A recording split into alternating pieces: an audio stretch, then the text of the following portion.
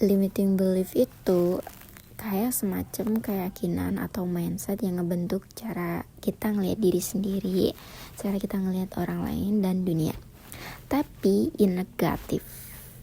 Itu tuh biasanya muncul dari pengalaman masa lalu, trauma kecil yang gak pernah di-address, lingkungan sekitar, atau bahkan dari kata-kata orang yang dulu pernah kita percaya banget. Kadang limiting belief ini subtle banget, kita gak sadar kalau pikiran itu ternyata nahan diri kita untuk berkembang. Misalnya kayak mikir gini, ini contoh limiting belief ya, kita gak cukup pintar buat nyoba hal baru, kita pasti gagal, kita pasti gak sukses. Nah itu contoh-contoh limiting belief. Dan problemnya ketika limiting belief itu udah terlalu lama stay di dalam kepala, lama-lama jadi kayak default setting. Jadi setiap kali ada kesempatan atau challenge atau momen penting, kita malah mundur duluan. Not because we cannot, tapi karena kita udah believe duluan kalau kita gak bisa.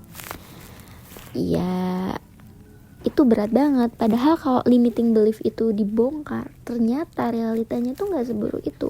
Bahkan bisa jadi yang sebenarnya bikin stuck bukan di situasinya, tapi cara pikir kita sendiri ya. Karena limiting belief itu yang paling bahaya saat limiting belief itu udah jadi identitas, kita jadi mikir kayak gini, ya emang aku orangnya kayak gini, aku selalu gagal, gak pinter. Nah kita selalu mikir kayak gitu, padahal itu cuma story yang terus diulang-ulang di kepala kita, gak percaya kita bisa gitu.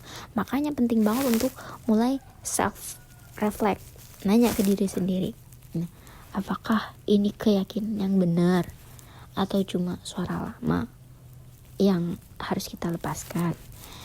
Karena the truth is, kita bisa rewrite semua itu.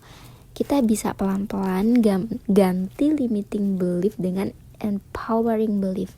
Dari dulu yang kita bilangnya kita gak pantas, kita selalu gagal, kita gak sukses. Nah kalimat itu bisa diganti dengan kita bilang kita sukses terus kok, kita pasti bisa melakukan hal yang terbaik, kita pasti bisa sukses gitu. Dan dari situ pelan-pelan kita bisa punya power, mulai hidup dengan cara yang lebih baik, kita punya value, kita punya mimpi, dan kita punya potensi buat jadi lebih baik, bisa sukses kayak gitu.